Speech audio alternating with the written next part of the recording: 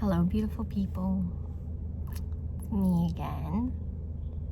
And today I want to talk about a lot of things, but one of the things that keeps coming up is heartbreak and how awful it is.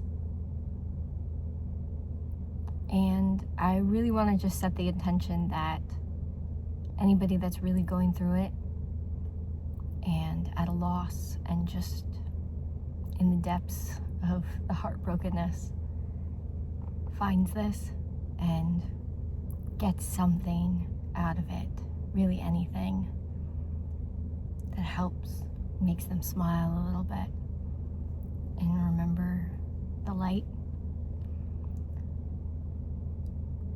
When we get our heart broken, it feels like you're dying. There's no better way to put it. It does.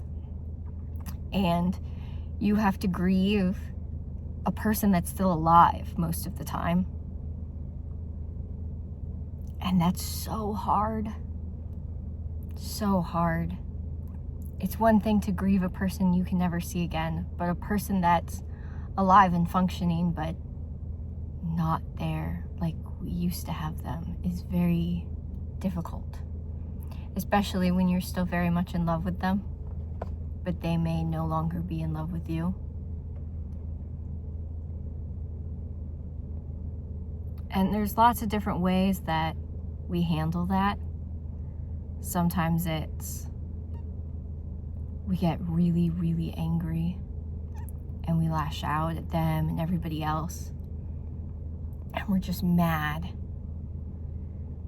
We don't know why, and so we're more mad. And then we feel like we wasted time and wasted energy, and how could they and how dare they, and we're just mad about it.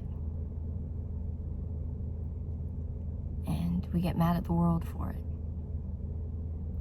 And other times, we're really sad. And we are not mad at them. We forgive them, and we just don't understand how they could throw away everything that we had. Everything that was built, everything that was sacrificed, everything that was given.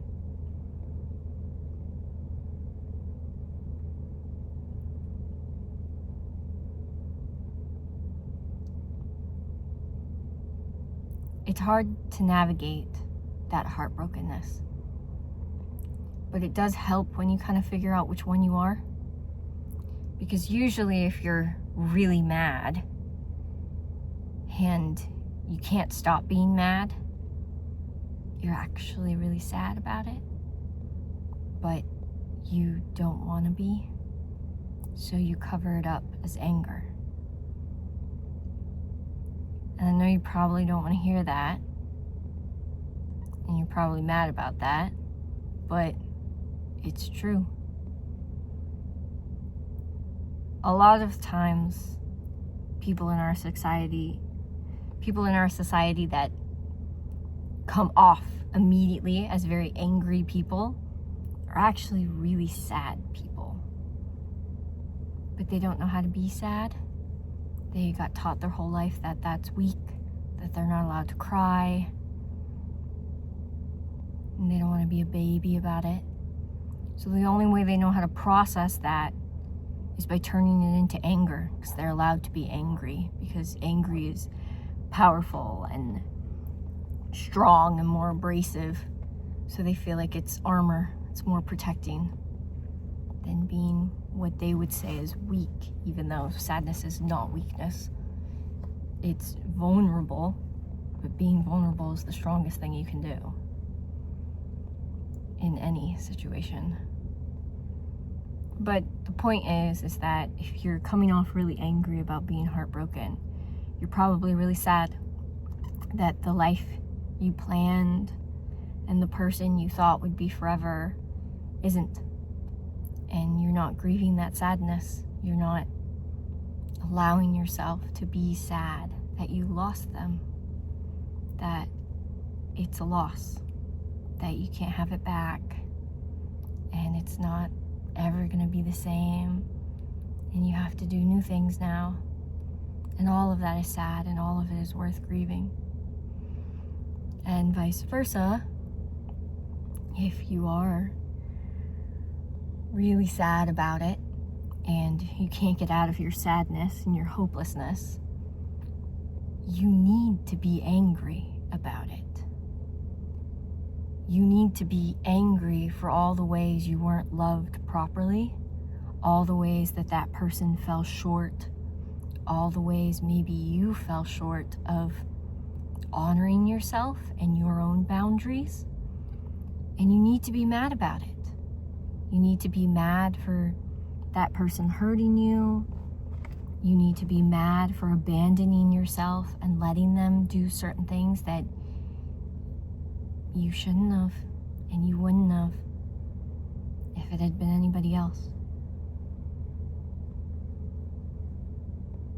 So, step one to the heartbrokenness is kind of figure out which one you are. And that's if you're in the thick of it and not having a good time. Sometimes we get heartbroken, and instead of feeling either of those things, you jump straight into a relationship, or you distract with an addiction, which technically jumping into a relationship is a form of that addiction. It's an addiction of companionship or sex or trying not to be alone, really. It's companionship. You're just addicted to the company of somebody else or the attention of somebody else, anybody else at that point. That's kind of the hardest heartbrokenness to get out of, and it usually takes a rock bottom pit to kind of wake you up from that, and then to get you to either the mad or the sad version of this, because that's you avoiding everything, you numbing whatever issue you're dealing with, not facing it, not looking at it, not looking at your side of the story, their side of the story, where you did wrong, they did wrong. You're not looking at any of it. You're just la-di-da-di-dying on to the next. Which is sad, because nothing gets better that way. You just continue to repeat the cycle until you hit a hard enough rock bottom that you wake up. And I don't wish that on anybody. I really don't. But for some people, it has to happen. Most of the times, you have to hit a rock bottom to decide you want to wake up. So if you are there at a rock bottom and you're sad about it or mad about it, I would suggest you trying to figure out which one, and then to find ways to feel the other emotion so that you can properly grieve whatever relationship that ended. And then you can look at you. Because out of all of this, out of all heartbrokenness, the real only reason to be heartbroken is so that you figure out how to love you more. Most of the time we get heartbroken because we poured so much of ourselves into somebody else. And the only person you should be pouring all of you into is you. Which I know we don't like to hear, but it's true. You gotta look out for you. You are the only person you're going to have your entire life. Always. Now, you'll have other people. There's siblings, there's parents, there's friends, there's significant others that you can have for a majority of your life. But the entirety of your existence you spend with you. So the person you should be pouring as much love into as possible is yourself. It just is, because that's the person you got first and only and last, basically.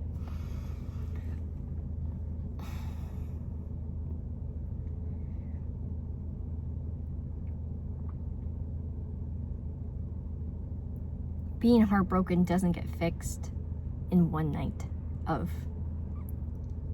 figuring out some time when you're feeling sad and you should be mad.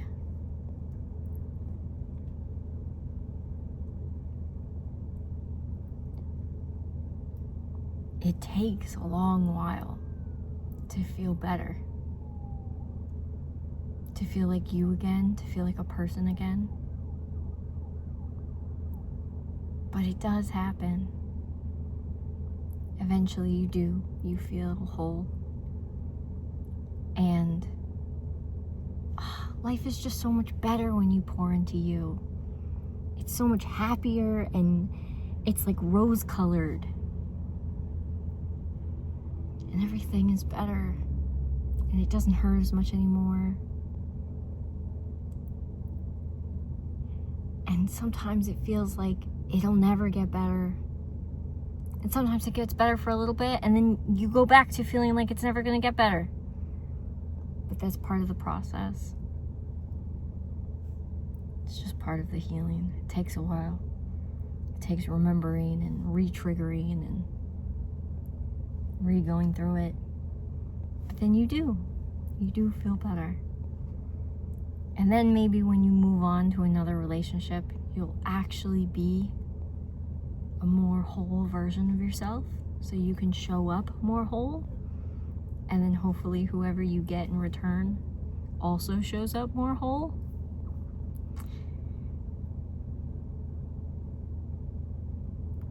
And then you can have a better relationship. Because when you are more emotionally mature and emotionally intelligent about certain things, more communicative, more honoring of your own boundaries, it's a lot easier to have a person that is also that way and can also hold their boundaries and communicate with you.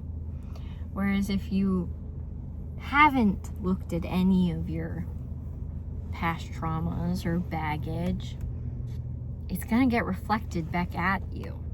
Like, you're gonna meet people that just mirror it or trigger it until you face it. That's the whole point of life, right? Is to face our triggers and get through them and learn. I know people don't like to hear that, but it's true. We're literally here to learn as much as we possibly can until we die, okay? You're here to learn. You came to Earth School for that reason. Sorry if that's too woo-woo for you. It's true. Or at least it's my truth, so. But if you clicked on this video, it's probably partially your truth too. Whether you want to believe it or not yet, up to you. I just want you to know that it does get better. It really does. And when it is better, it is so much better. You feel like you can live again, like you can breathe again. And then you're like, where was I all that time? What happened to me? How did I let me disappear?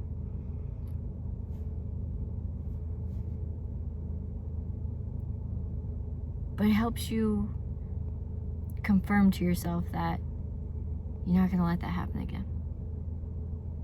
No, this time you will take care of you. And maybe you will love hard and get heartbroken a different way and face some other trigger point. And that sucks, to sit there and be like, well, the next person might not be my forever person either, so why try?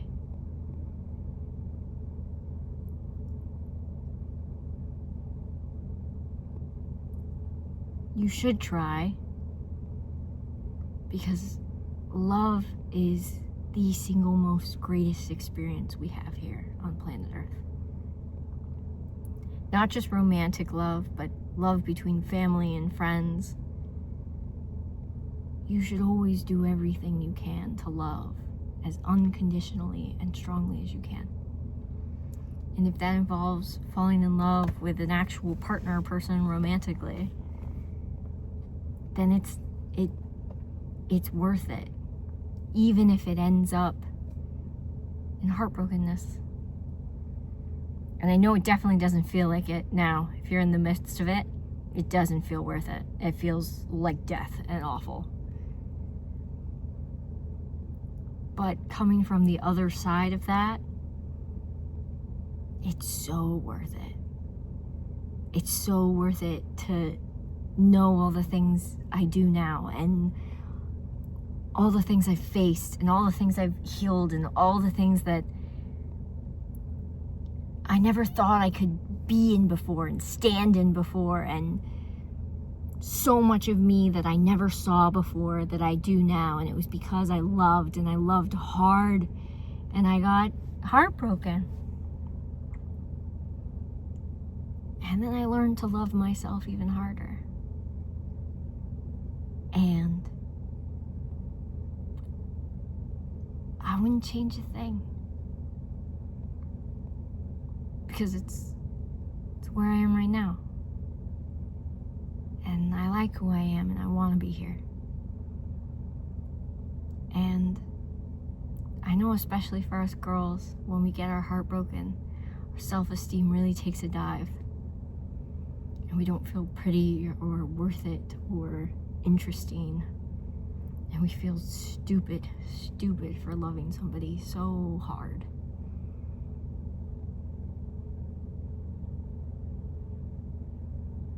But the fact that you can love so hard, so unconditionally, so beautifully, is just a reflection of how wonderfully amazing you are.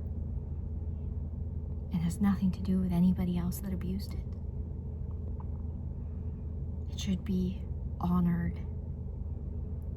And you should know that the universe, source, divine, God, whatever you want to call it, would not create a heart so vibrant, so loving, so compassionate that there was no one to match. No one to take it and give back. You were just with the wrong person first. That's okay. It was the right person for the time because it taught you something you needed to know so that you can get to the next step, the next level, the next person. Everything does happen for a reason. Even if the reason is just awful at the moment, and I'm sorry about that. I really am. Being heartbroken is not a good time, but it does lead to some way better times. So yeah, I really just wanted to say that I don't want you to give up hope, and I want you to try really hard to look at yourself and anything that you can build upon, so that maybe your next love is your last.